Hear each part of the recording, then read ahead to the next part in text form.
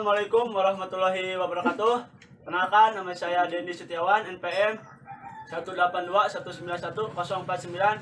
Saya dari kelas 3A.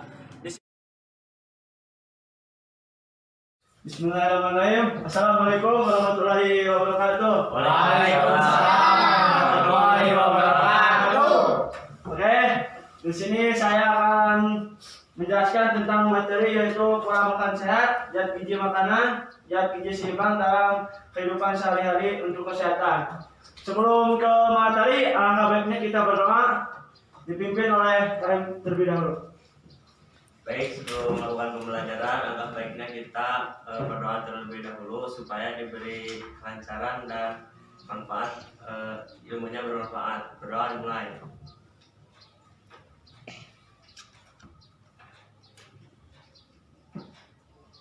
Doa selesai. Terima kasih pada kalian yang sudah mendoakan. Sekarang kita akan menghabiskan dulu ya. Dari Linda, Hadir Pak. Ragawa, Hadir. Dandi, Hadir Pak. Rali, hadir Pak. Rogi, Hadir Pak. Roga, Hadir Pak. Enggara, Sansan. Hadir. Oke, semuanya hadir, baik. Sekarang kita lanjut ke materi. Materi yang pertama saya akan jelaskan terlebih dahulu yaitu pola makan sehat. Ada yang tahu pola makan sehat itu apa? Makan makanan yang sehat Pak. Oke, Sehat dan teratur. siap. Tidak tahu Pak. Oke, makan sehat itu 4 sehat dan 5 sempurna. Kalau bahasa Indonesia 6 kenyang. Oke, pola makan sehat menurut Departemen Kesehatan Republik Indonesia tahun 2014 yaitu cara atau usaha dalam pengaturan jumlah dan jenis makanan dengan maksud tertentu sebagai pertahanan kesehatan 100 nutrisi untuk mencegah atau membantu kesembuhan penyakit. Dan untuk pakar nutrisionis 2012 yakni adalah berbagai informasi yang memberikan gambaran mengenai macam dan jumlah bahan makanan yang dimakan setiap hari oleh satu orang dan merupakan ciri khas satu kelompok dalam masyarakat tertentu. Oke, di sini hal-hal yang harus diperhatikan dalam menerapkan pola makanan yang sehat. Yang pertama yaitu pilih jenis makanan yang bermanfaat. Misalnya makanan yang mengandung protein, karbohidrat dan Kalsium. sip. Yang kedua, patuhi jadwal makanan. Ada yang tahu jadwal makanan? Belum makan. Jadwal makanan. Silakan Pagi, Bapak. siang, sore, malam. Siap, bagus. Coba ulangi saudara Adi. Pagi, siang, sore, malam. Oke, bagus. Jadwal makanan tadi sudah disebutkan yaitu makanan pagi, siang, dan malam. Dan tambahnya yaitu makanan selingan seperti cemilan atau buah-buahan. Yang ketiga, jangan makanan pada kondisi lapar. Karena apa? Kan membuat acara makan menjadi terburu-buru dan banyak. Yang keempat, selain bervariasi, perbanyaklah konsumsi makanan yang diolah dari bahan makanan yang segar dengan proses pengolahan yang tidak terlalu lama seperti buah-buahan atau sayuran. Yang kelima yaitu makanan secukupnya. Selanjutnya yaitu tentang gizi.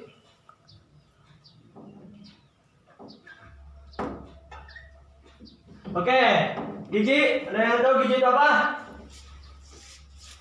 Nggak tahu Pak. Oke, gizi berasal dari kata giza dalam bahasa Arab yaitu makanan, dalam bahasa Inggris dikenal nutrient, yang berarti makanan atau zat gizi atau sering diartikan dalam ilmu gizi. Menurut Black 2001 halaman 1 yaitu gizi adalah keseluruhan dari berbagai konsep dalam tubuh makhluk hidup untuk menerima bahan-bahan dari lingkungan hidupnya dan menggunakan bahan-bahan tersebut. Dan menurut Al-Masina Sunita 2019 menjelaskan zat gizi dibagi berdasarkan 3 fungsi. Yang pertama, zat gizi tenaga. Yang kedua, zat pengatur. Yang ketiga, zat pembangun. Oke, Saudara Dani coba jelaskan yang 3 tersebut. Apa saja? zat pengatur. Sip. Sudah hari.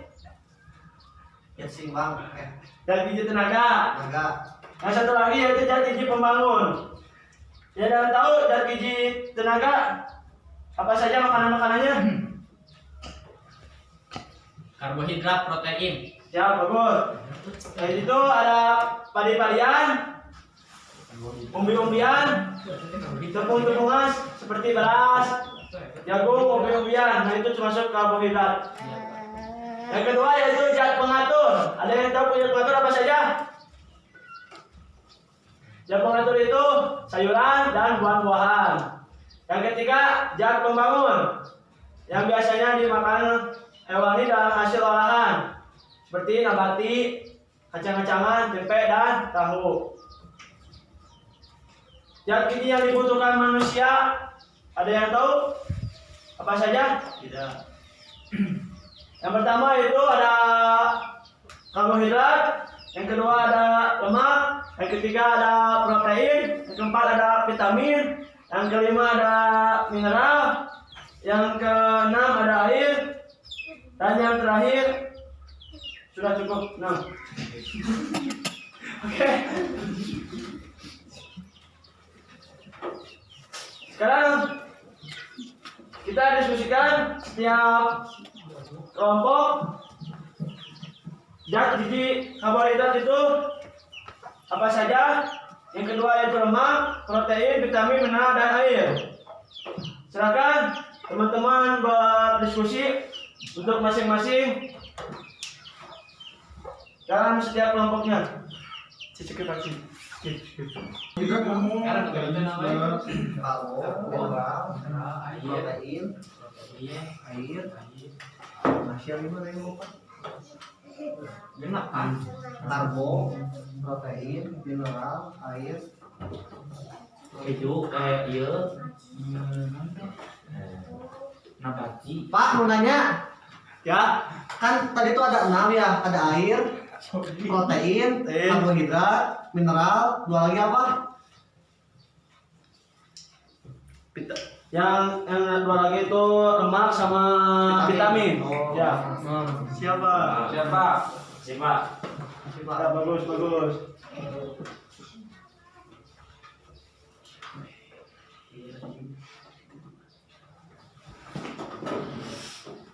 Dah.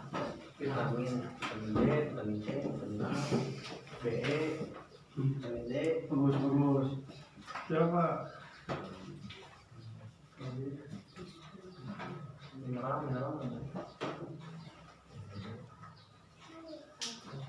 Iya man.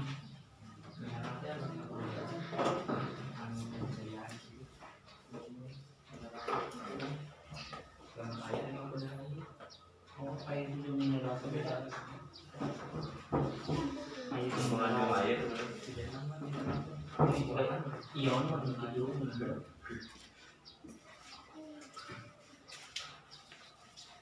Oh, mau bertanya Pak, Apa? kalau mineral, contohnya apa Pak? Mineral penting bagian tubuh. Mineral merupakan fungsi fungsi nama sebagai enzim, yaitu bisa kalsium, terdapat kalsium, fosfor, kalium, sulfur, dan natrium. Kalau apa lagi tadi? Udah, Nah, contoh tadi.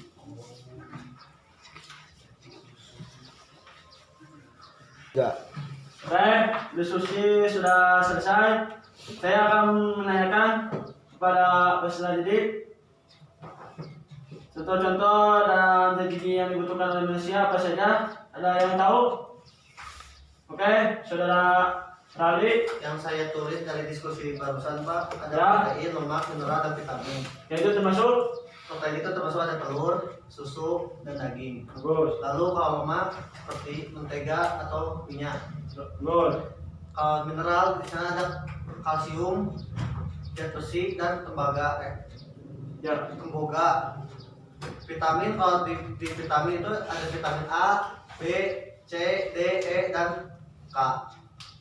Mungkin segitu. kalau air, Kalau air ya air saja Pak, tidak ada yang lain. Takaran Kalau minumnya, ion seperti air. takaran minumnya. Kalau satu orang itu seharinya 2 liter air. Setara dengan gelas berapa? 8. Bagus, sip. Oke, ada yang ditanyakan? Sudah ada nih, ada yang ditanyakan? Tidak Pak. Ini Pak, Ya, sudah. mau bertanya Pak, ya soal makanan. Kalau kita malam kan banyak orang yang bilang kalau makan malam itu tidak baik. Nah, kalau secara ilmu Bapak gitu, kalau makan malam itu gimana Pak? Baik atau enggak? Oke, pertanyaan yang sangat bagus. Diskusi. Skip. Kan kita ada Oke. Oke, di sini saya akan menjawab pertanyaan dari saudara Linda. Pertanyaan apa tadi? Kalau makan malam itu sehat atau enggak? Ya, menurut saya itu Makan malam gitu Pak. Makan tengah malam. tengah malam. Oke, menurut Bapak itu banyak orang yang masih menikmati makanan malam bahkan saat larut malam menjelang tidur. Itu merupakan hal yang buruk, harus dihindari karena kenapa? 2 jam sebelum tidur berisiko menimbulkan efek negatif pada tubuh. Yang pertama itu berat badan, akan menambah berat badan. Yang kedua itu ingatan yang buruk. Para peneliti menemukan bahwa hewan yang makan selama atau dekat dengan waktu tidurnya mengalami penurunan daya ingat dan kemampuan belajarnya sangat buruk. Yang ketiga itu mimpi buruk. Tubuh harus beristirahat selama tidur, tetapi makan larut malam dapat memaksa tubuh untuk bekerja di lembur untuk mencerna makanan. Dapat dipahami, Saudara Linda? Bisa Pak. Oke, selanjutnya itu materi yang terakhir yaitu zat gizi seimbang. Ada yang tahu gizi seimbang itu apa? Gizi seimbang itu 4 sehat dan 5 sempurna. Apa saja yang tahu?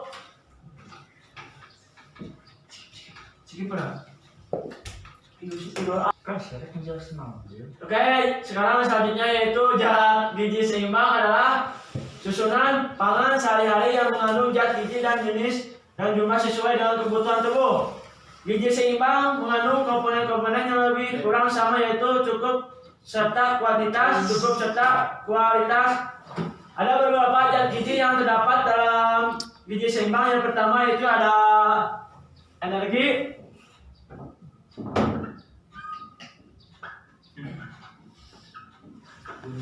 yang kedua ada protein, yang ketiga ada lemak, yang keempat ada karbohidrat,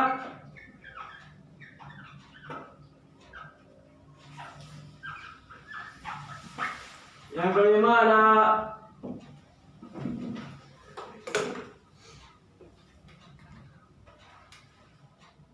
saya ada mineral.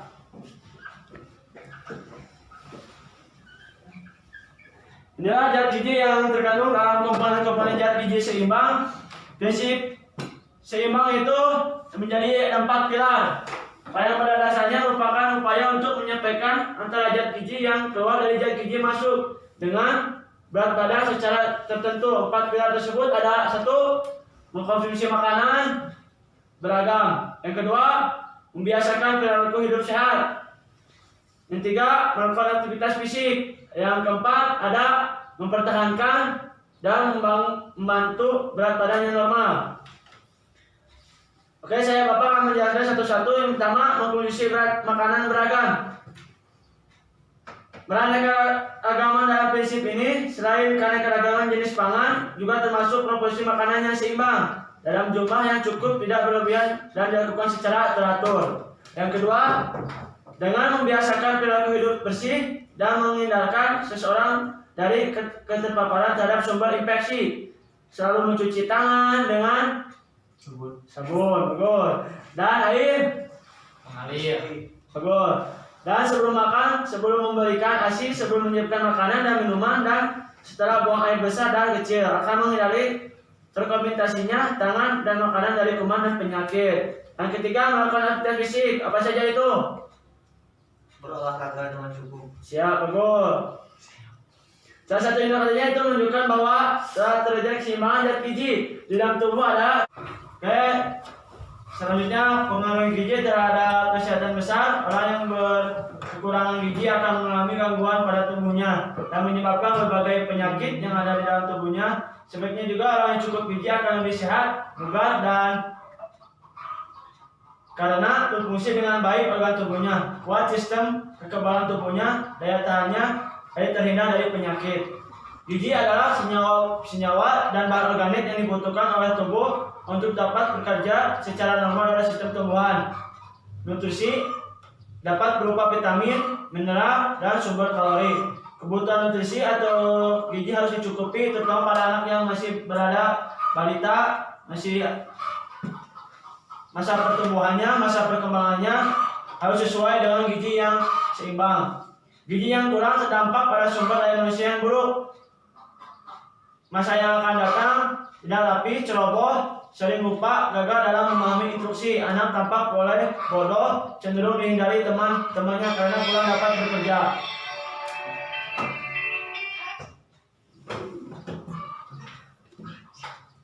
Oke, contoh gangguan kesehatan disebabkan oleh kurangnya gizi. Misalnya yang pertama yaitu ada anemia disebabkan oleh kekurangan zat gizi besi dan menyebabkan terganggunya produksi dan jumlah sel.